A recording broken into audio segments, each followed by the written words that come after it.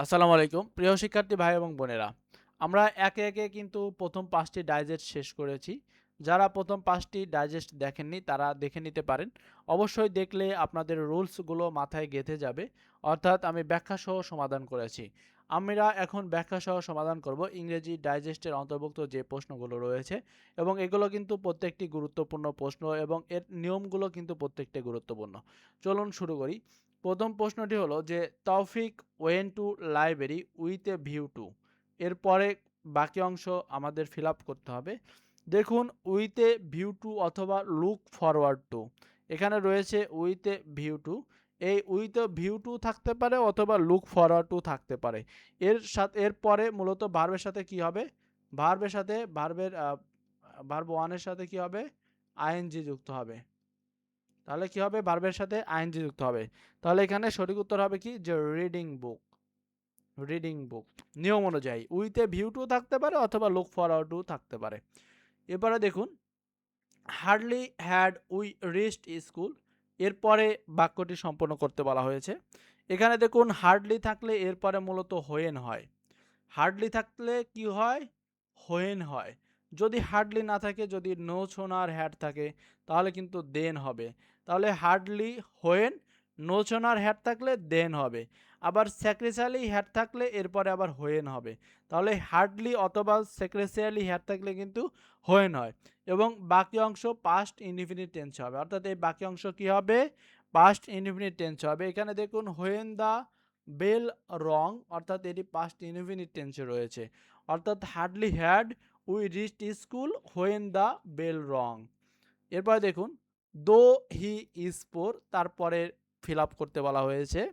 দো he is poor, আমরা জানি দো যুক্ত কমপ্লেক্স সেন্টেন্সের দ্বিতীয় ক্লজটি, অর্থাৎ এই দ্বিতীয় ক্লজটি এর শুরুতে একটি সাবজেক্ট, তারপরে ভার্ব বসবে, তারপরে বাকি অংশ বসবে। এখানে সাবজেক্ট হি, তারপরে ভার্ব, তারপরে বাকি অংশ। অর্থাৎ হি ইজ অনেস্ট, অর্থাৎ এখানে কিন্তু কোনোটাতেই সাবজেক্ট বসে নাই। এরপরে দেখুন, আমি তোমাকে খাওয়াবো, এটি সঠিক উত্তর কি বা সঠিক ট্রান্সলেশন হলো? এখানে সঠিক ট্রান্সলেশন হলো যে আই শ্যাল ফিড ইউ, আমি তোমাকে খাওয়াবো। এখানে দেখুন, এট অর্থ নিজে খাওয়া, এখানে ইট অর্থ নিজে খাওয়া, অপশন কতে রয়েছে। ইট অর্থ নিজে খাওয়া, আর এই ফিড অর্থ কাউকে খাওয়ানো। অর্থাৎ এটি সঠিক উত্তর হচ্ছে আমি তোমাকে খাওয়াবো বা আই শ্যাল ফিড ইউ। আপনাদের যদি কোনো প্রশ্নের ব্যাখ্যা বুঝতে সমস্যা হয়, কমেন্ট বক্সে জানাবেন। আর আমাদের কথাগুলো বা আমাদের বিশ্লেষণগুলো যদি আপনাদের ভালো লেগে থাকে, চ্যানেলটিকে সাবস্ক্রাইব করতে ভুলবেন না। কারণ আপনাদের ১৯তম নিবন্ধনের জন্য আমরা কিন্তু ফাইনাল মডেল টেস্ট এবং সাজেশন দিব, যেখান থেকে প্রায় ৩৫ থেকে ৪০% কোশ্চেন হুবহু কমন পাবেন ইনশাল্লাহ। এরপরে দেখুন, সে আমার আপন ভাই, সে আমার আপন ভাই, এটির সঠিক ট্রান্সলেশন কি? দেখুন, এখানে সঠিক ট্রান্সলেশন হবে he is my own brother, অর্থাৎ সে আমার আপন ভাই। আমরা জানি আপন ভাই, আমরা জানি আপন অর্থাৎ আমার ভাই বা আপন ভাই। আপনি যদি বলেন যে আমার ভাই, সেক্ষেত্রে কিন্তু হবে যে মাই ব্রাদার, অর্থাৎ আমার ভাই। এখানে যেহেতু জোর দেওয়া অর্থে আপন বোঝাচ্ছে, সেজন্য কিন্তু ওন শব্দটি হবে, অর্থাৎ he is my own brother. এরপরে দেখুন, এখানে আমার লিখিবার কলম নাই। কি বলেছে? আমার লিখিবার কলম নাই, এটির সঠিক ট্রান্সলেশন হলো I have no pen to write with, অর্থাৎ আমার লিখিবার কলম নাই। এরপরে দেখুন, to adverb from heart, heart শব্দটি অ্যাডভার্ব ফ্রম কোনটি সেটি কিন্তু জানতে চাওয়া হয়েছে। এখানে হার্ট শব্দটি দেখুন, এই হার্ট শব্দটি এটি একটি নিজেই একটি কিন্তু নাউন। হার্ট শব্দটি কি? এটি একটি নিজেই নাউন। এর অর্থ হলো আবেগ বা অনুভূতি, যা আমাদের হৃদয়। এরপরে এখানে যেহেতু অ্যাডভার্ব শব্দটি জানতে চাওয়া হয়েছে, এখানে হচ্ছে কি যে হার্টলি, অর্থাৎ এখানে কি দেখুন যে হার্টলি, এখানে গ নাম্বারে এখানে কিন্তু একটি আই নেই, এজন্য কিন্তু এটি কারেক্ট নয়। তাহলে এখানে আপনাকে যে স্পেলিংটা কিন্তু ভালোভাবে লক্ষ্য করতে হবে। অর্থাৎ এটি হলো এটির, অর্থাৎ হার্টের অ্যাডভার্ব ফর্ম। এটি কি হলো? তাহলে হার্টের কি হলো? Adverb form. এছাড়া দেখুন যে হার্টটি এটির সাথে যদি আমি স্পেলিং লিখছি এখানে দেখুন, এইচ ই এ আর টি ওয়াই, এটি হলো এই হার্ট শব্দটি বা নাউন শব্দটির একটি অ্যাডজেক্টিভ ফর্ম, অর্থাৎ হার্টই হচ্ছে কি অ্যাডজেক্টিভ ফর্ম। আর আমরা জানি অ্যাডজেক্টিভের সাথে এল ওয়াই যুক্ত করলে, অর্থাৎ এল ওয়াই যুক্ত করলে সেটি কিন্তু অ্যাডভার্ব হয়ে যায়। এরপরে আমরা দেখব verb form of the danger. Danger শব্দটির ভার্ব ফর্ম জানতে চাওয়া হয়েছে। আমরা জানি যে ডেঞ্জার অর্থ বিপদ, এটি একটি কি তাহলে নাউন, এটি কি একটি নাউন, অর্থাৎ ডেঞ্জার নিজে একটি নাউন অর্থাৎ বিপদ। এখানে এর ভার্ব ফর্ম হলো এনডেঞ্জার। এনডেঞ্জার হলো ডেঞ্জার শব্দটির ভার্ব ফর্ম। ও এখানে ডেঞ্জার শব্দটি এটি কিন্তু নাউন, এখানে আমি ভি লিখেছি সরি, এখানে হবে এটি হলো কি নাউন, আর এর ভার্ব ফর্ম হলো এনডেঞ্জার হলো কি ভার্ব ফর্ম। এছাড়া দেখুন অপশন কতে রয়েছে ডেঞ্জারাস। ডেঞ্জারাস এটি কিন্তু একটি অ্যাডজেক্টিভ। ডেঞ্জারাস শব্দটি কি, এটি হলো একটি অ্যাডজেক্টিভ। আর আমরা জানি অ্যাডজেক্টিভের সাথে এল ওয়াই যুক্ত করলে সেটি হয়ে যায় অ্যাডভার্ব, অর্থাৎ এটি হলো কি অ্যাডভার্ব। এরপরে প্রশ্নটি আমরা দেখে নেব noun form of the word long. Long শব্দটির নাউন ফর্ম কিন্তু জানতে চাওয়া হয়েছে। দেখুন লং শব্দটি হলো নিজে একটি অ্যাডজেক্টিভ, নিজে একটি কি অ্যাডজেক্টিভ, অ্যাডজেক্টিভ এবং প্রশ্ন বলছে এই অ্যাডজেক্টিভ ফর্মটির নাউন ফর্ম কি। এখানে নাউন ফর্ম হলো যে লেন্থ, এটি কিন্তু এই লং শব্দটির নাউন ফর্ম। এখানে দেখুন the Padma is one of the biggest rivers in Bangladesh, এটিকে পজিটিভ করতে বলা হয়েছে। আমরা জানি ওয়ান অফ দ্য যুক্ত, প্রশ্ন পড়ার সময় লক্ষ্য রাখবেন ওয়ান অফ দ্য যুক্ত সুপারলেটিভ ডিগ্রিকে পজিটিভ করার সময় ওয়ান অফ দ্য এর পরিবর্তে মূলত ভেরি ফিউ বসে, তারপরে সুপারলেটিভ এর পরের অংশটি বসবে। এখানে দেখুন ভেরি ফিউ বসেছে, তারপরে সুপারলেটিভের পরের অংশ রয়েছে যে সুপারলেটিভ বিগেস্ট এ পর্যন্ত সুপারলেটিভ, এখানে রিভার্স ইন বাংলাদেশ, তারপরে কি হবে রিভার্স ইন বাংলাদেশ বসবে, অর্থাৎ তারপরে রিভার্স ইন বাংলাদেশ বসবে। তারপরে ভার্ব মূলত কি হবে ভার্ব, তারপরে অ্যাজ বসবে, এখানে ভার্ব আর তারপরে রয়েছে অ্যাজ, তারপরে কি আবার ভার্ব অ্যাজ এর পরে কি বসবে নিয়ম অনুযায়ী সুপারলেটিভ পজিটিভ ফর্ম বসবে, অর্থাৎ এখানে কি বসেছে যে বিগ, নিয়ম অনুযায়ী কি পজিটিভ ফর্ম বসবে সুপারলেটিভের, তারপরে অ্যাস অথবা সো বসবে, এখানে অ্যাস বসেছে, অ্যাস অথবা যে কোনো একটি বসাতে পারেন, তারপরে এখানে সাবজেক্ট হচ্ছে দি পদ্মা, এটি হলো সঠিক উত্তর। এরপরে দেখুন every mother loves her child, এটিকে নেগেটিভ করতে বলা হয়েছে। আমরা জানি যে এখানে রয়েছে কি এভরি, তাহলে এভরি যুক্ত অ্যাফার্মেটিভ বাক্যকে নেগেটিভ করতে হলে এভরি এর পরিবর্তে দেয়ার ইজ নো বসে। দেখুন ভাইরা এখানে দেয়ার ইজ নো, এখানে কিন্তু নট রয়েছে, তাহলে এটি কিন্তু সঠিক উত্তর there is no mother but loves her child. এরপরে দেখুন প্রশ্নটি without working hard you can not shine in life, make a complex sentence. Make a complex sentence, অর্থাৎ এই সেন্টেন্সটিকে কমপ্লেক্স করতে বলা হয়েছে। দেখুন আমরা জানি উইথ আউট যুক্ত সিম্পল সেন্টেন্সকে কমপ্লেক্স করার নিয়ম আমরা দেখব, যে উইথ আউট যুক্ত সিম্পল সেন্টেন্সকে কমপ্লেক্স করার নিয়ম হলো ইফ বা আনলেস দিয়ে শুরু করতে হবে। তাহলে ইফ বা আনলেস কোথায় আছে দেখুন গ এবং ঘতে রয়েছে আনলেস, তাহলে ইফ বা আনলেস দিয়ে শুরু করতে হবে, তারপরে ভার্ব বসবে, তারপরে বাকি পরের ক্লজটি বসবে, তারপরে ভার্ব তারপরে কি বসবে বা অর্থাৎ বাকি ক্লজটি। দেখুন এখানে ভার্ব হচ্ছে কি ওয়ার্ক হার্ড, এখানে ওয়ার্ক কিন্তু এখানে কিন্তু নয় ডু নট রয়েছে, তাহলে সঠিক উত্তর কিন্তু গ number unless you work hard you can not shine in life, অর্থাৎ এটি কিন্তু সঠিক উত্তর। এরপরে আমরা দেখব ইফ ইউ ওয়ান্টেড আই, এখানে ফার্স্ট ব্র্যাকেটের মধ্যে রয়েছে হেল্প ইউ, অর্থাৎ এই হেল্প শব্দটির সঠিক ফর্ম কিন্তু জানতে চাওয়া হচ্ছে। দেখুন এখানে আমরা সঠিক ফর্ম দেখি যে এটি একটি কন্ডিশনাল সেন্টেন্সের কন্ডিশন যুক্ত অংশে পাস্ট ইনডিফিনিট অংশ, এখানে দুটি অংশ, অর্থাৎ এই কন্ডিশনাল সেন্টেন্সে প্রথম অংশ রয়েছে ইফ ইউ ওয়ান্টেড, প্রথম অংশ যদি পাস্ট ইনডিফিনিট হয় পরের অংশ উড কুড অথবা মাইট দিয়ে কিন্তু শুরু হবে, তাহলে এখানে উড কুড মাইটের মধ্যে শুধু উড রয়েছে, এক্ষেত্রে এখানে সঠিক উত্তর খ নাম্বার, অর্থাৎ উড হেল্প বসবে। এরপরে দেখুন they arrived here after you left, they arrived here after you left, অর্থাৎ এই লেফটের মধ্যে কি রয়েছে, এই লেফটের সঠিক ফর্ম এর মধ্যে কোনটি হবে বা এই সেন্টেন্সটির সাথে কোনটি যায় সেটি কিন্তু জানতে চাওয়া হয়েছে। দেখুন এখানে যেটি হবে বাক্যের প্রথম অংশ দেখুন, দে অ্যারিভড হেয়ার আফটার ইউ, অর্থাৎ বাক্যের প্রথম অংশ পাস্ট ইনডিফিনিট হলে আফটারের পরের অংশ পাস্ট পারফেক্ট হবে, অর্থাৎ এই আফটারের পরের অংশ পাস্ট পারফেক্ট টেন্সে হবে।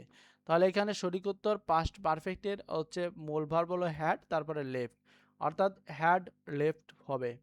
এরপরে দেখুন লেট দ্য সেন্টেন্স বি, এখানে অর্থাৎ ব্র্যাকেটের মধ্যে পেন রয়েছে, তারপরে হলো থ্রু, অর্থাৎ let the sentence be pen through, এখানে পেন শব্দটির সঠিক ব্যবহার কোনটি সেটি জানতে চাওয়া হয়েছে। দেখুন পেন থ্রু এটি একটি ইডিয়ম ফ্রেজ, দেখুন এটিকে খেয়াল করুন যে পেন থ্রু হলো এটি একটি ইডিয়ম ফ্রেজ যার অর্থ কেটে দেওয়া। প্যাসিভ ভয়েসে বি এর পর ভার্ব আসলে পাস্ট পার্টিসিপল ফর্ম হয়, তাহলে এখানে কি হবে যে পেননেড, পেননেড কিন্তু সঠিক উত্তর। এরপরে এ অর্থাৎ এখানে দেখুন যে এরপরে রয়েছে একটি gap, A in time saves nine, আমরা জানি যে এটি একটি প্রবাদ বাক্য, যে এ ইস্টিস ইন, অর্থাৎ এখানে দেখুন যে গ নম্বর সঠিক উত্তর, এ ইস্টিস ইন টাইম সেভস নাইন। দেখুন সময়ের 1 ফোর অসময়ের 10 ফোর, অর্থাৎ আপনারা এখন ভালো করে পড়াশোনা করলে অনেকের থেকে কিন্তু এগিয়ে থাকবেন, তাই এখন আপনারা একটু রোজার মাস হলেও একটু কষ্ট করুন, দেখবেন অনেকের থেকে এগিয়ে থাকবেন। আর ইংরেজি যদি আপনি নিবন্ধনের বিগত সালের প্রশ্নগুলো একবার ব্যাখ্যা সহ রিডিং পড়তে পারেন, তাহলে আপনি বুঝতে পারবেন যে ইংরেজি থেকে প্রায় 30% কোশ্চেন বিগতের সালের যে রুলস রয়েছে সেখান থেকে হুবহু কমন পেয়ে যাবেন। শুধু আপনাদের কাছে অনুরোধ করব বিগত সালের প্রশ্নের উত্তর একটি বই থেকে বা আমার এই ক্লাসগুলো থেকেও শুধুমাত্র একবার রিডিং পড়েন, প্রশ্নগুলো রিডিং পড়েন, দেখেন আসলে কি হয়েছে। আপনারা তো ভয় পেয়ে ইংরেজিতে হাত দেন না, শুধু একবার দেখেন যে কি হয়েছে, দেখলেই বুঝতে পারবেন যে প্রশ্নগুলো কিভাবে হয়। এখানে দেখুন the man was dash for murder, আমার ডাইজেস্টের যতগুলো ভিডিও রয়েছে সব প্রশ্ন কিন্তু অর্থাৎ নিবন্ধনের সকল প্রশ্ন কিন্তু নিবন্ধনের, এটিও কিন্তু প্রশ্ন নিবন্ধনের। The man was dash for murder, এক্ষেত্রে সঠিক গ্যাপ ফিলিং কী হবে, দেখুন ফাঁসিতে ঝোলানো অর্থে হ্যাংড বসে, এখানে সঠিক উত্তর পাস্ট ফর্ম দেখুন যে হ্যাংড হবে, অর্থাৎ the man was hanged for murder.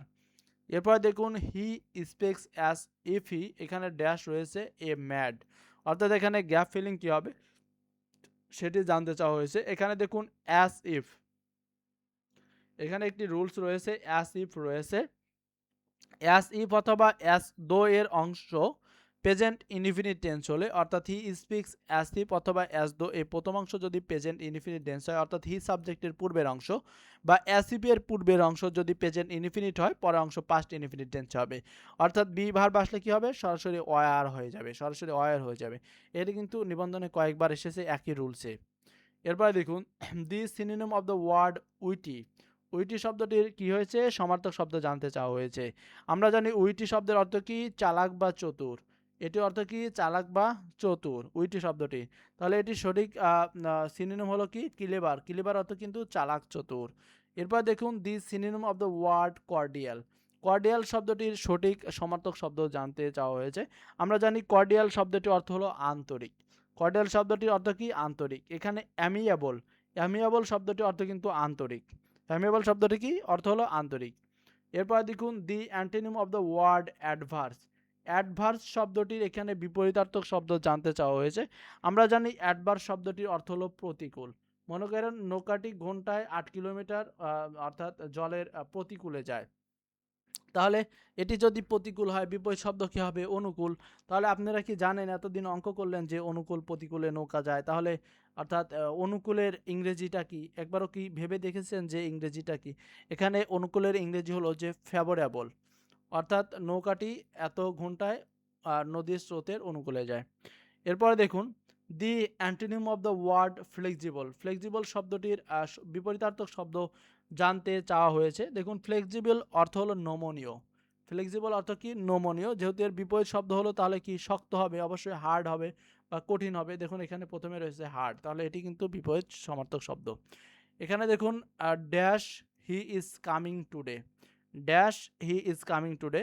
এখানে সঠিক উত্তর হবে যে 10 to 1, he is coming today. এখানে 10 to 1 অর্থ খুব সম্ভবত, খুব সম্ভবত সে আজ আসবে, অর্থাৎ 10 to 1 he is coming today, খুব সম্ভবত সে আজ আসবে।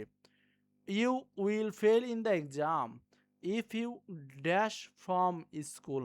এখানে গ্যাপ ফিলিং করতে বলা হয়েছে। দেখুন, রিয়েল কন্ডিশন সেন্টেন্সের ক্ষেত্রে ইফ যুক্ত অংশ প্রথমে প্রেজেন্ট ইনডিফিনিট টেন্স হলে, দেখুন এটা কিন্তু এই যে ইফ যুক্ত, এটা কিন্তু বারবার কিন্তু আপনাদের বলা হচ্ছে, অর্থাৎ এটি অর্থাৎ যে রিয়েল কন্ডিশনাল সেন্টেন্সের ক্ষেত্রে ইফ যুক্ত অংশ প্রেজেন্ট ইনডিফিনিট টেন্স হলে পরের অংশ কি হবে, বাকি অংশ সাধারণত ফিউচার ইনডিফিনিট টেন্স হবে। এটি কিন্তু ইফ যুক্ত এর ক্ষেত্রে। তাহলে পরের অংশ কি হবে, ইফের পরের অংশ কি হবে, ফিউচার ইনডিফিনিট টেন্স হবে। তাহলে এক্ষেত্রে সঠিক উত্তর হবে কি, যে পেলে ট্রান্ট, পেলে ট্রান্ট। এখানে দেখুন যে প্লে ট্রান্ট অর্থ হলো স্কুল পালানো, স্কুল পালানো।